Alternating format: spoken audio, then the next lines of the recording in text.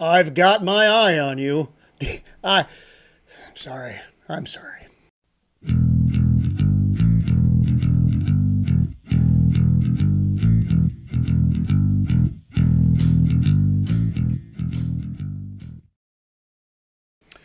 Greetings and welcome to Roman of the Empire. I am your host, Roman. Today we are going to be talking about House of the Dragon, Episode 7, Driftmark. Wow, there's a lot to unravel in this episode.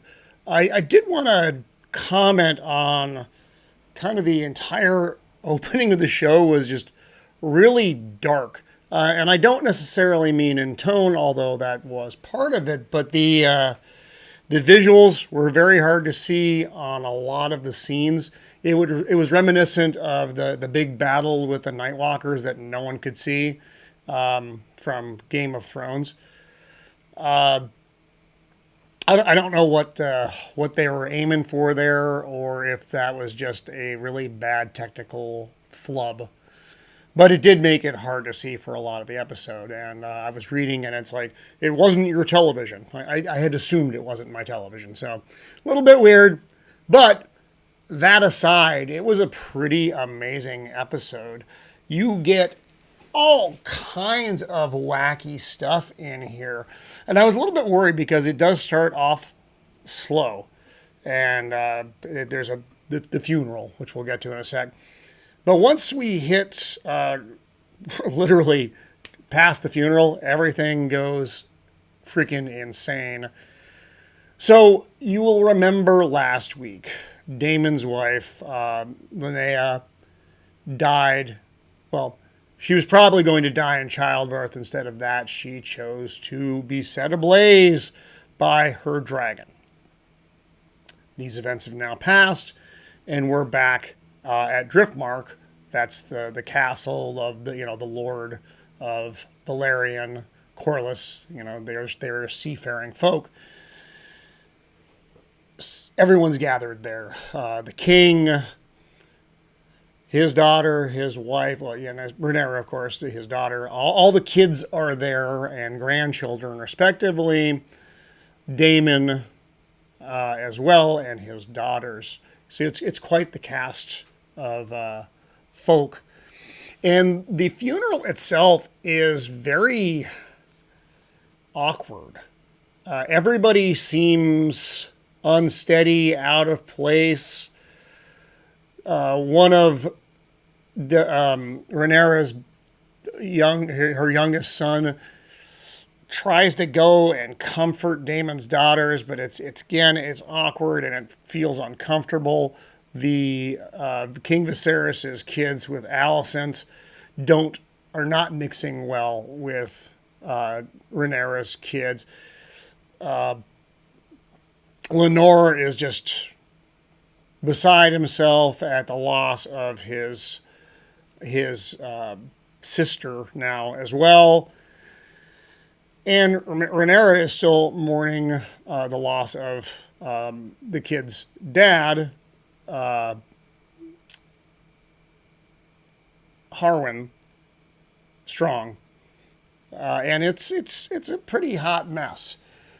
And it's just very uncomfortable. Viserys talks to Daemon to try to get him to come back to King's Landing, and Daemon's just having none of it at this point. He seems it's amazing as weak as Viserys looks and feels. Daemon seems to be getting stronger every time, and it's pretty impressive. Otto Hightower is back as well. We see him at the funeral, and we see a lot more of him in this episode. But he is back. If you'll recall, Laers Strong killed his brother, Harwin, and the Hand, Lionel Strong, for Alicent, so that her father could come back and assume the role of the Hand. He is a creepy dude, by the way, Laers Strong. Not someone you want at your party, necessarily. It's not good. It's not good. It's not good. It's not good. back at Driftwood. Rhaenyra's the queen that never was. The funeral's over, so we're past that now. She's in the big hall with Corlys, her husband. She blames Daemon, at least in part, for the death of her daughter. She knows she wanted to come back. Daemon didn't want to come back. He was happy in Pentos. So she blames the medical care, and then Corlys is like, no, they're just as good as our maesters, which is to say, really not good at all. I'm not sure what the maesters are good at. Poor King Viserys, missing an arm, got a cane, hobbling around, not looking healthy. I don't know how he makes it from week to week. It's quite incredible. So now it's down to Corlys and her son Lenore is their heir now, with their daughter out of the picture, and they both know he's not built for this.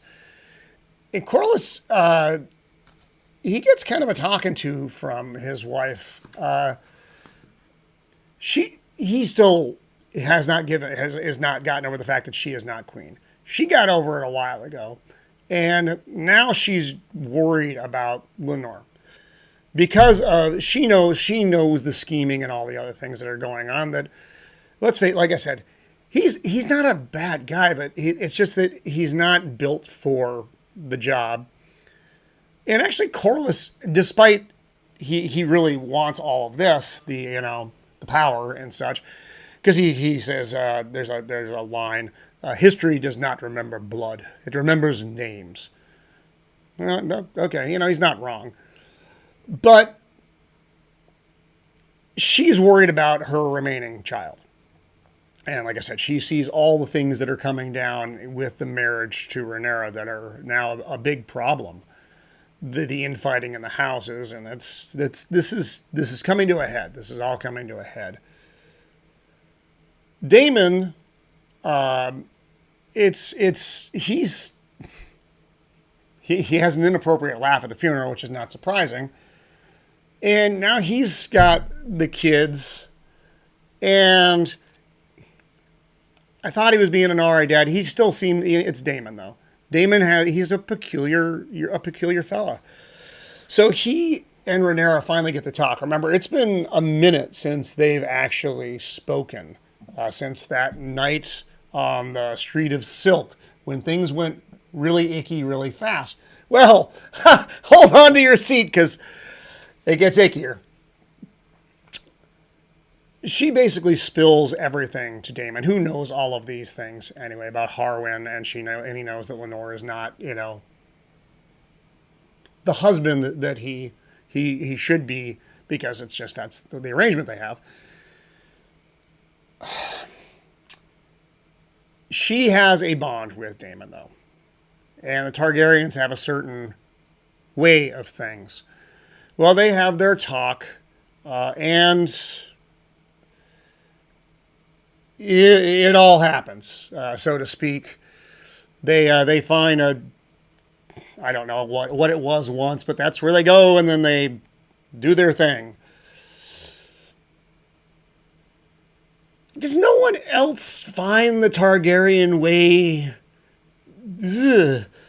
You get the Gibblies. It's no one. I guess the Targaryens have been in charge for such a long time. They just think it's okay. So while that's going on, remember we have young, the brother, Aemon Targaryen. He's just kind of out creeping around. He's the kind of dull-faced boy, the Viserys' second son. He's the one who they played the pig prank on. The pig prank.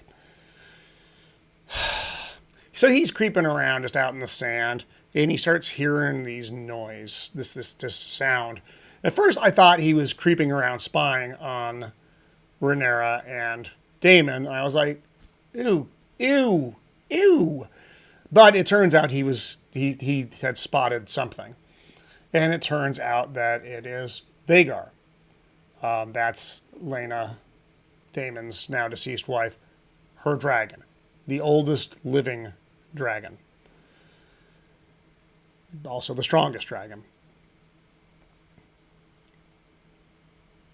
And he approaches the dragon.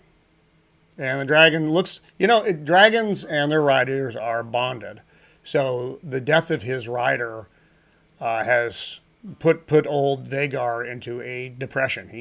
You can tell he's sad. He didn't want to kill her in the first place, and now he's just down. We don't know. You don't know how smart the dragons are, but it doesn't really matter. I mean, a horse and its rider, a dog and its owner, all of these things are it impacts the animal as well as the person.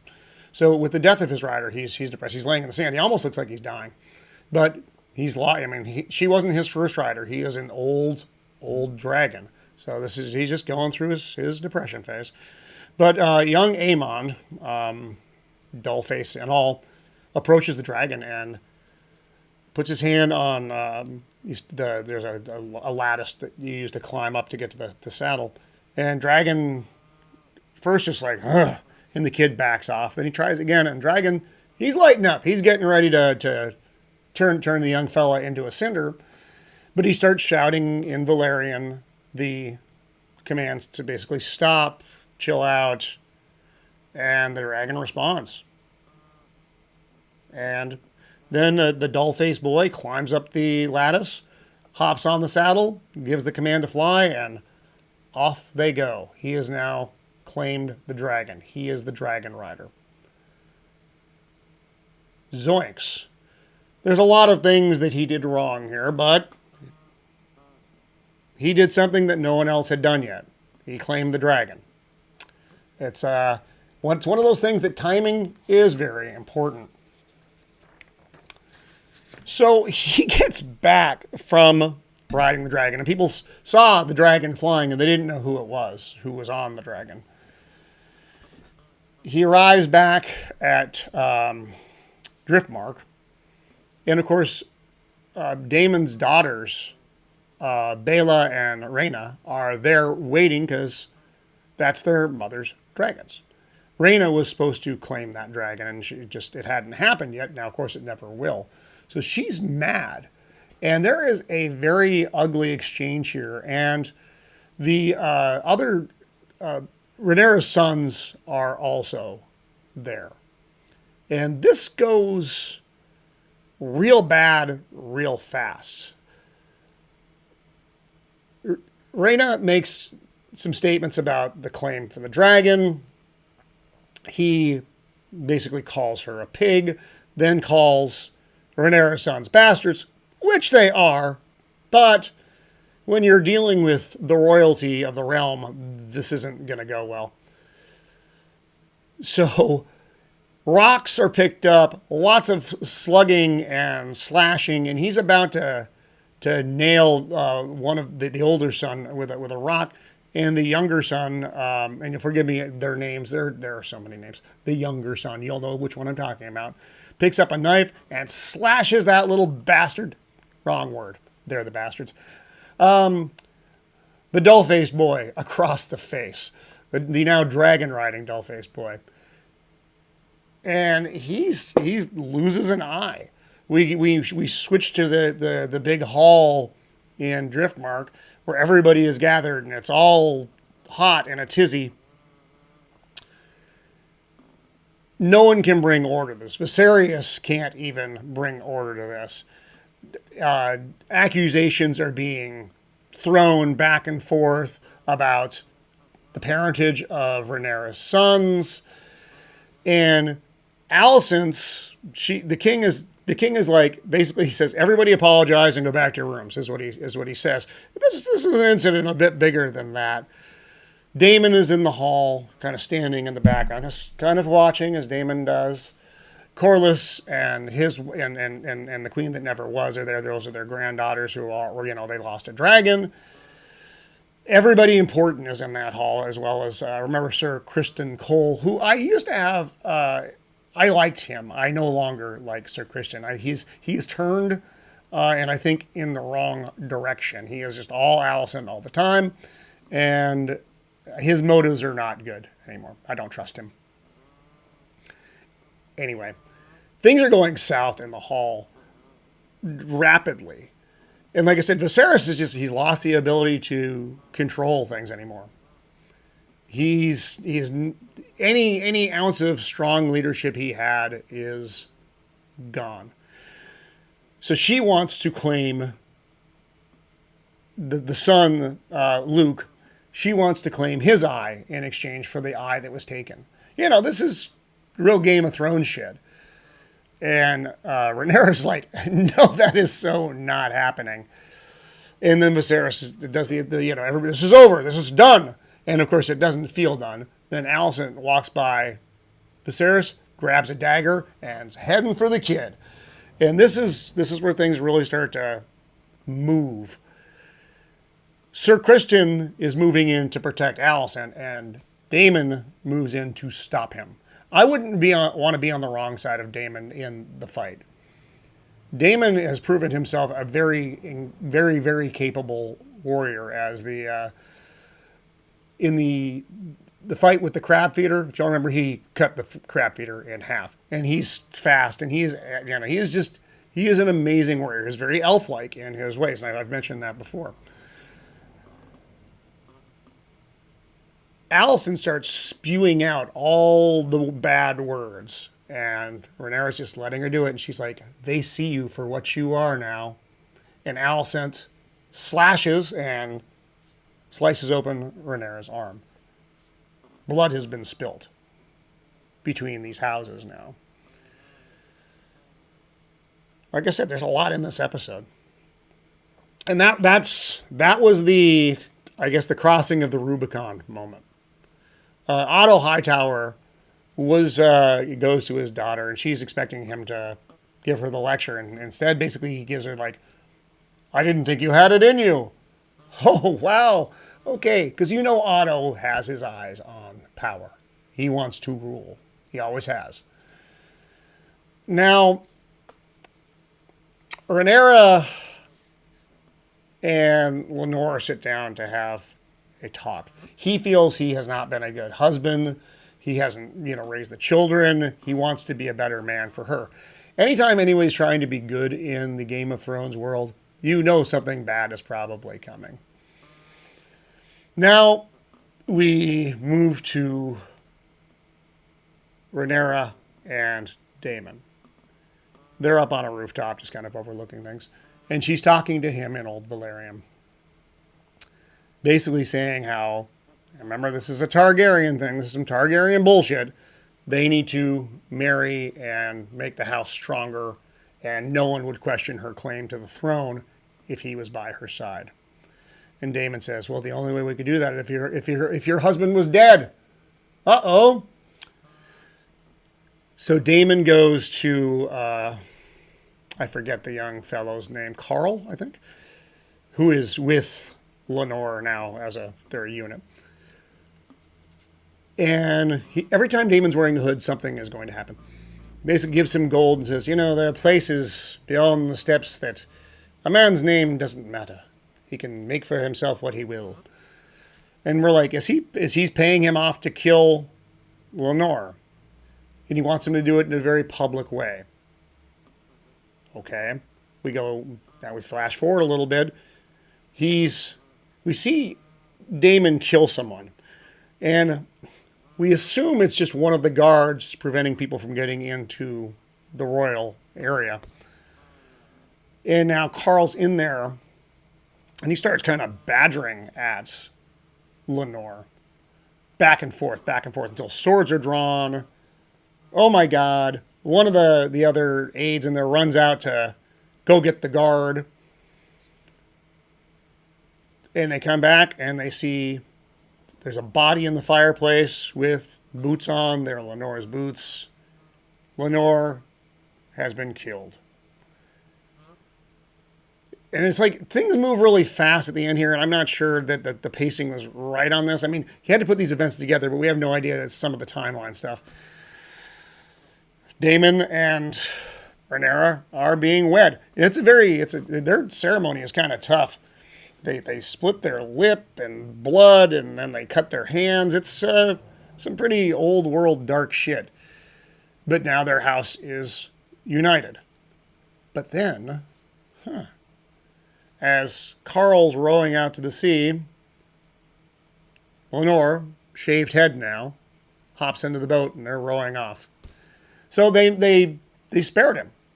They spared him. Which is a little bit weird, but, sometimes not everybody has to die. And that's where we leave off. Wow. The war between the houses is inevitable. But now the Hightowers effectively possess the strongest dragon, the most powerful dragon. While Daemon and Rhaenyra do have, they're Targaryens, they have dragons, but now it's House Targaryen / House Hightower versus House Targaryen. How does Viserys end up, which side does he fall on, or does he just die?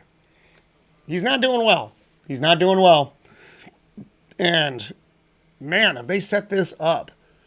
There's 3 episodes left, and it doesn't seem like that's enough to get the story out that they need to, but House of the Dragon has not been a disappointment at all. This was, like I said, I was surprised. I wasn't sure how I felt about it originally, but it's been so much fun to watch. And remember, those last 3 seasons of Game of Thrones, not good, but this has been everything that you would want it to be, even the icky parts. So this is definitely, keep watching this show, and what's going to happen to all of these characters? Weird as Daemon is, he's still my favorite character. I love Matt Smith, and he's the one to watch. Old King Viserys. Buddy. I don't know how much longer you got. It's no more than 3 episodes, I would wager that. But then it's going to be a very long time before we see anybody again after this season's over. But it is what it is. So for now, this has been Roman of the Empire. Please like and subscribe if you haven't. It really helps the channel. Signing off. Be kind.